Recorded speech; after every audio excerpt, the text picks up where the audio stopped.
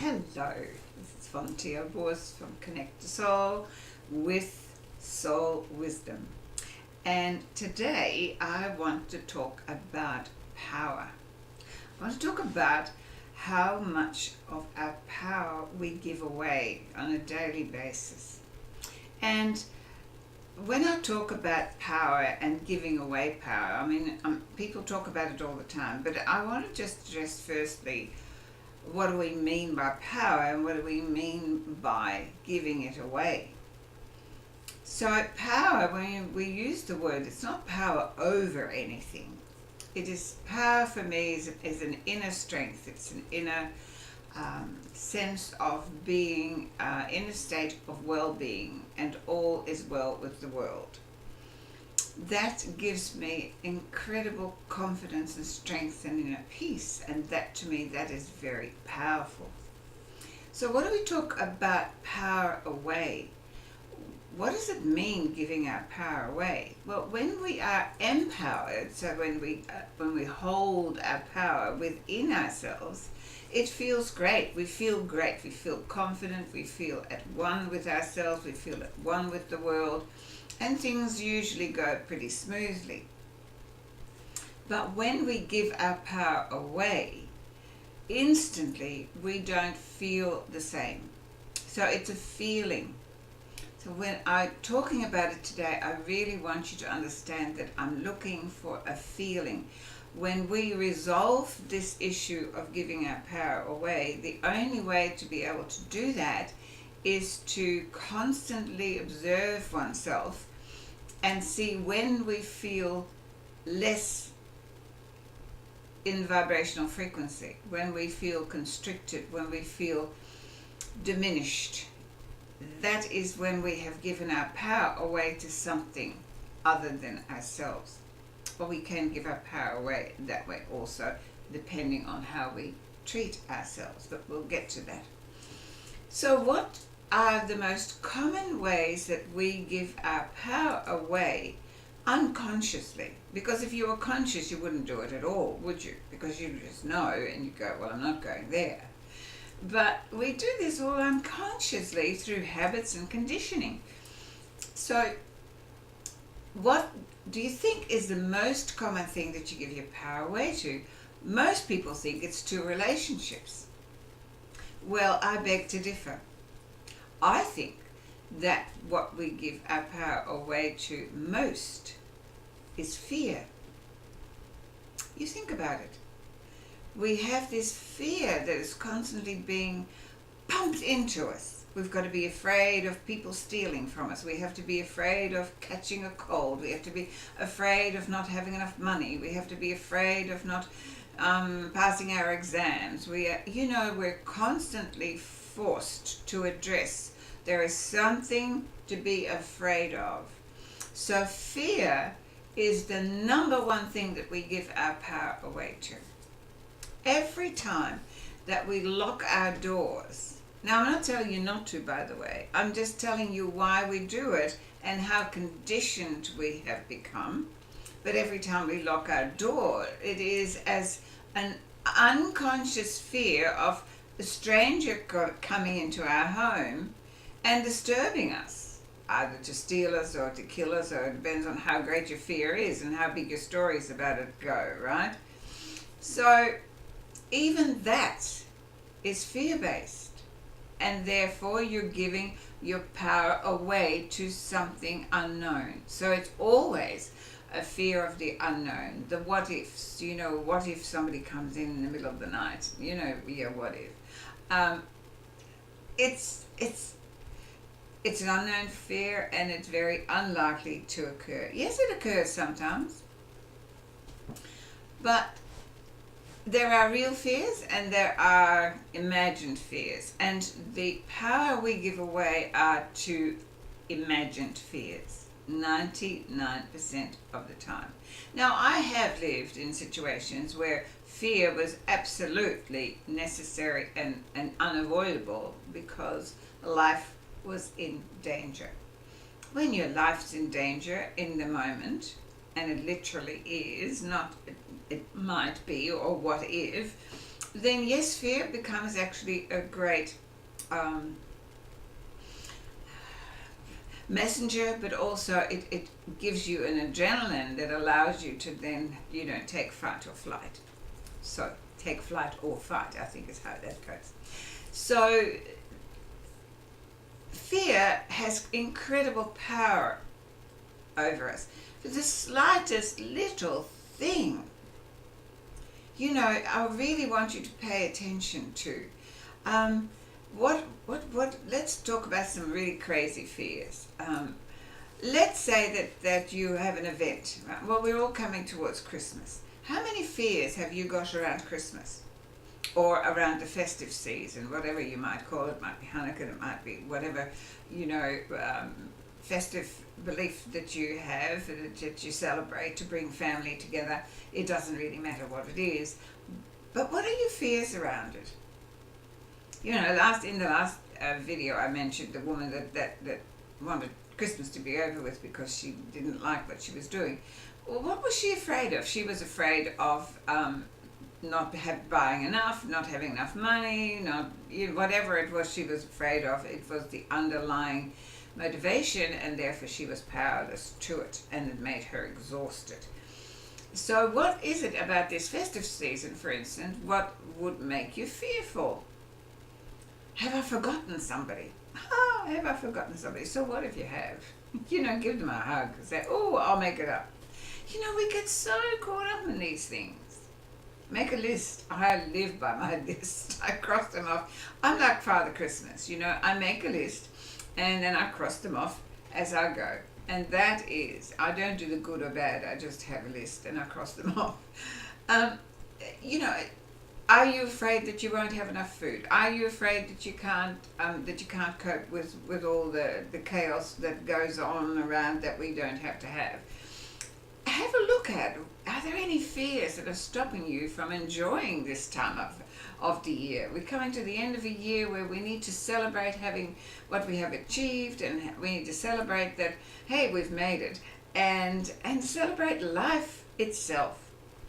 But no, we allow little fears to come in. So fear is the greatest thing that will bring you your power into powerlessness.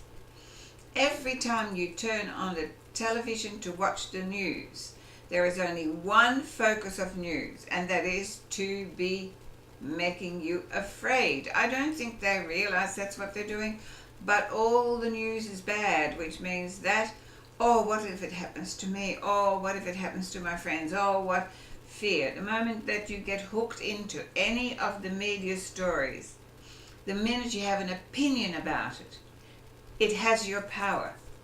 You can watch it by all means, like you're watching, a screen that that you're not part of. But the minute that you have an opinion, you get engaged, you have an emotional attachment to it, it has your power. So that, to me, is the first and the most unconscious power grabber. Now I want you to bring it into your consciousness, and I'd like you every day to just consider, how much of the day do I give, even for a second, my power away? When you go to cook a meal, have you got for a minute a fear that it's not going to come out the way you want it? In that moment, the meal has your power. It's that small. It's insidious. It just gets in underneath. Do you know the second most prevalent power grabber that has power? It frightens me. And there you go. That just took my power. It doesn't actually frighten me. It amazes me. And I look at it and I'm going, do you not get it? The thing that takes power away at the moment in this day and age is this lovely, I threw it away. You know what yes, throw it away. That was my phone, by the way. I look at people crossing the road, things in their ear. Where is their life? Right? Where's your life when you do that? All the time. sitting next to somebody the other day while I was having lunch, and the husband was on the phone to somebody. The wife was playing some sort of insidious kind of a game on her phone. And I'm like, where's your power? We are completely powerless to technology if we allow ourselves to be. Our phones have taken over our lives. And that is sucking the life out of you, because life is alive. It's not in a box, even though I'm in a box that you're looking at, but I'm very alive. Okay?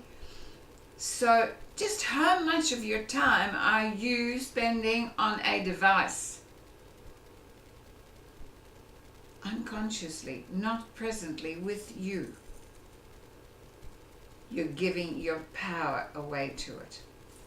Use it for what it's meant to be used for. I love technology. If it didn't exist, I couldn't be doing this with you. I couldn't be reaching hundreds and hundreds of people just by talking into this lovely camera and sending it off into the ether. That I love it. I love my phone because I have family overseas and I can, WhatsApp and all of that. But I don't walk across the road with things in my ear going to. It does not have my power. I use it. I'm the power behind it. I use it for what I want to use it, and then I put it away. And I'm conscious that it's really addictive and that it would be very easy for me to get hooked into it. Facebook, there you go. How addicted are you to Facebook? How much of the time do you spend in a virtual reality? It's taking your power away from your life, living it for you, with you. Use it for what it's meant to be like. I just, I got a message on Facebook from one of my Facebook friends and somebody I actually know personally, because you don't know all the people on Facebook personally.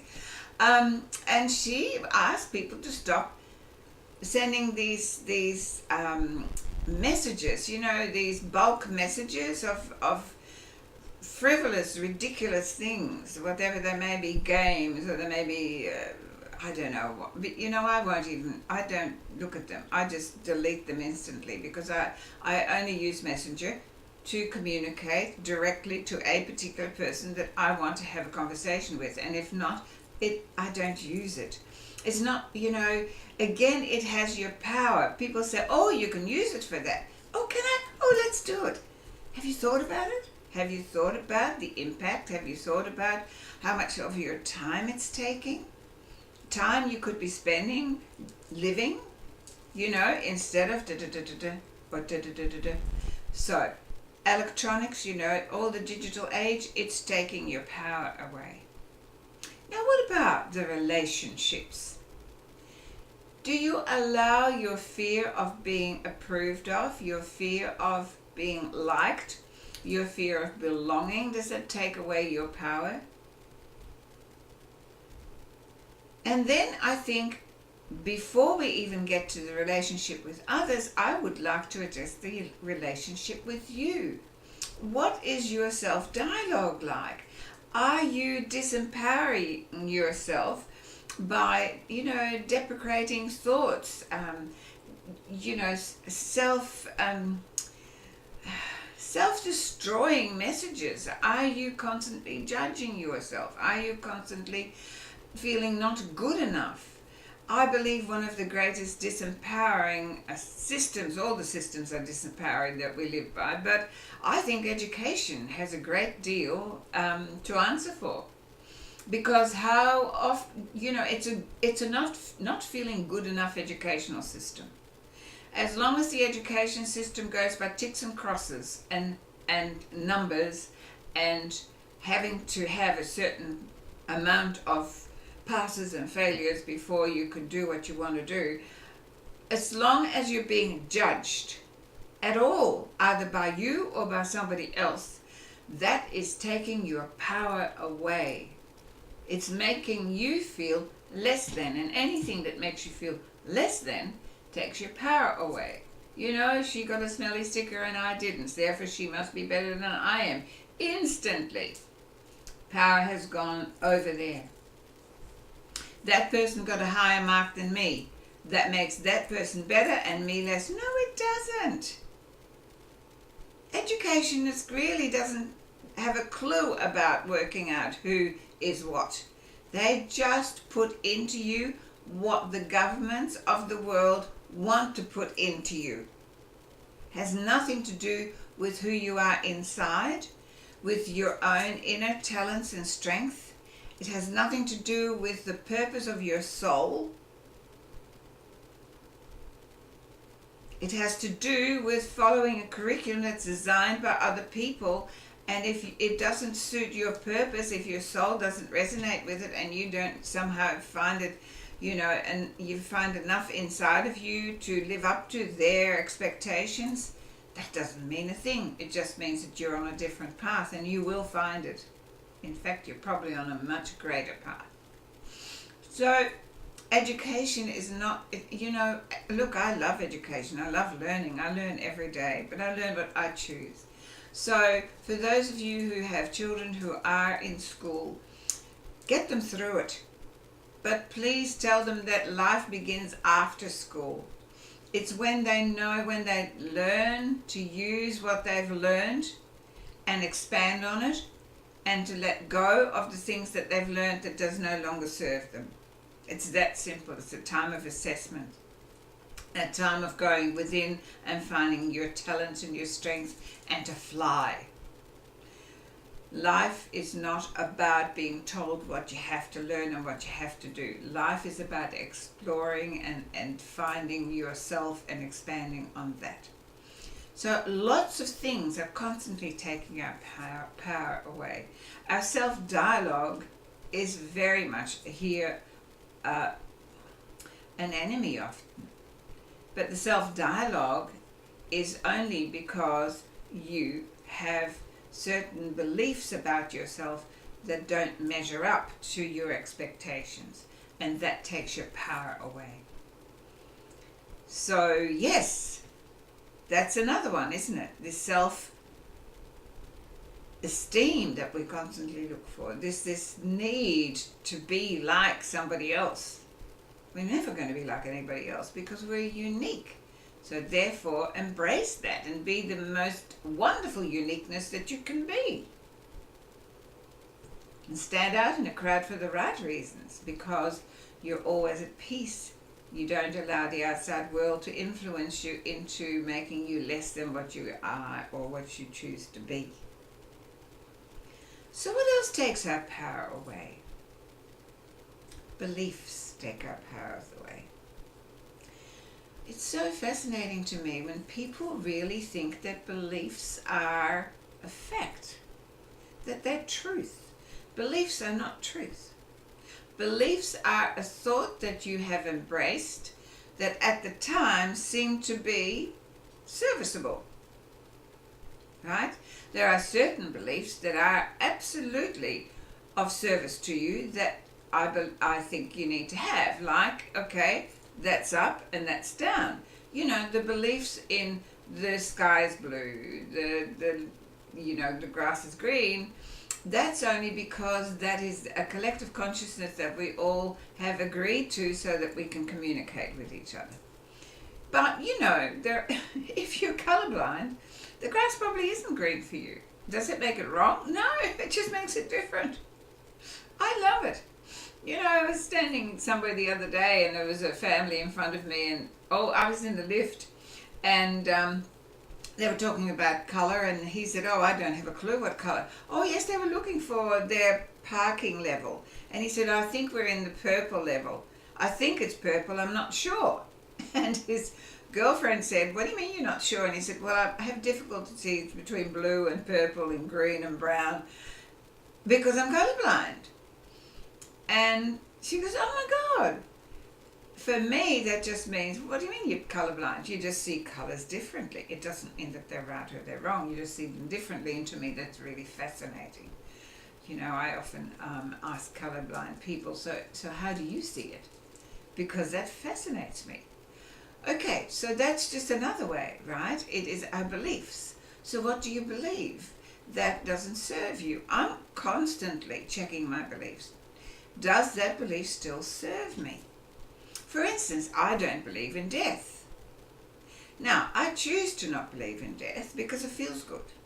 It empowers me. If I was afraid of death, if I thought death was the end of my life and there was nothing more, then I would be afraid of it and I would be in resistance of it. And that would take enormous amount of time and joy out of my life.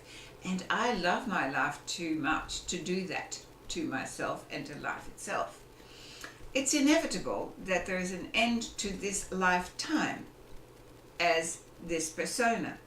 But that doesn't end my life because I don't believe that I am this persona. I believe that who I am is the energy within that persona, and that is limitless, infinite, and will go on forever. And I'm actually quite excited, looking forward to the experience. It doesn't mean that I want to go today. I just know that when my time comes, I will be content and at peace with it, and I will have my eyes, either spiritual eyes or physical eyes or whatever eyes I will have, wide open to not miss a part of the transition. Now that makes me feel good. So if I was afraid of that, it would not make me feel good. And so really the answer to giving away your power and being aware of giving away your power is this feeling of not feeling good. When you don't feel good, it's because something else has your power. Now, I know people do a lot of these, what they call affirmations. Now, I don't call them that anymore. I call them, inspirational statements. Because inspirational inspires, inspiration is breathing in life. So inspirational statements are of an uplifting vibrational frequency. Because we are continuously affirming. Every second of our day and night we're affirming. Every time we repeat anything, we are affirming it. Affirming just making it more concrete. And so if your dominant thinking is in fear, then you're making that concrete. It becomes an affirmation. So we are affirming ourselves into our next experience all the time. So make your affirmations inspirational statements. So inspire life to them. It's no good saying, I don't want to be sick. That's not an affirmation. Because you're focusing on sickness, and what you focus on, you get more of. So when you change that to saying, I choose health, now that's an inspirational statement. When you have fear of lack, it's no good saying, I want more money, because you're coming from a state of lack. That's all that you're going to get. But if you say, I embrace all of my abundance around me every day in gratitude, and I'm open to receive more, well, now that's an inspirational statement. So be very, very conscious about the so-called affirmations that you say every day, and where do they come from? Do they feel empowering to you, or do you feel frightened that you're not going to get it, and therefore you say them over and over and over again, hoping that it's going to happen? Well, if you come from that place, you're coming from a disempowered place, because then what you don't have has your power. So when you're asking for something, are you asking it because what you don't have has your power? Because if that's what you're doing, then it's never going to come. But if you're asking for something because you already have given your power to having it, then it has the opportunity to find you. So there are many, many different ways that we give our power away. We can even give our power. We can give our power away to God. We give our power away to religion, to politics, we can give our power away to food, to alcohol, to substances of any kind. We give our power away to habits that are not serving us, right? So I really would like you to take a good look at your life and to feel consciously, where am I giving my power away to something outside of me or to something inside of me, my own thoughts, my own beliefs. The more conscious you become of it, the easier it becomes to change it. I don't give my power away very often anymore, but the minute that I do, little things like, for instance, if you are, I'm actually baking some no grain loaf at the moment. So just imagine that, you go to turn on, I was in the middle of something the other, you turn something on, we're used to just turning on a switch and the power is there. And then in the middle of it, the power goes off. Do you in that moment then go, what's happened? Where am I going? I can't finish it. Your power's gone. Not only the electrical power, but your power. Or do you go, oh, accept what it is and go, oh, okay, this is what it is, the power has gone out, so I have to stop doing what I'm doing, obviously. And then you check why it's gone out, and if there's nothing you can do about it, you go do something else. Or do you then run stories about, I wonder why the power's out, I wonder how long it's going to be, I wonder this, I wonder that. We give our power away to stories that just go on and on and on and on. Just be present, accept what is, live in the now. All of the same things. You hear the story, you hear the messages time and time again. The more present you are, the easier it is to stay empowered and to have the power working for you and not against you. So please be conscious of where you bleed your energy out, because when you give your power away to something, you bleed your energy out, and then you feel tired, you feel less able to cope, because you've just given your energy away. If you get in your car and you give half of your petrol away, or even half of your whatever power, half the engine away, it's not going to run very well, is it? And that's what we do all the time. We give half of our engine away and we still expect to be running full bore. And it doesn't happen. And then we get really disappointed. And then we give our power away to disappointment. And on and on and on it goes. So how about we take stock today and we examine every moment of our lives more closely and go, am I in my full power? Or have I just allowed it to seep out? And don't judge yourself for it, because that's giving your power away to judgment. Oh, by the way, judgment is one of the biggest bugaboos of taking your power away. So, I'd love to hear from you and see some comments to see where you give your power away and how you've been able to counteract that. Because it's really, really fascinating to me, how people manage that. And of course, if you would like to have a private session with me, let me know. And all of my details of the work that I do, the achievement plan, by the way, for those of you who are local, please, think about starting the year on a high level of power and intention, and join me on the 1st of January and at the achievement workshop.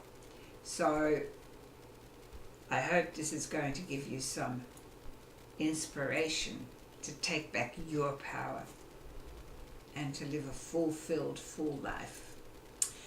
Have a great week. We'll see you soon. Love yourself more. And when you do, love will come to you all the time. Namaste.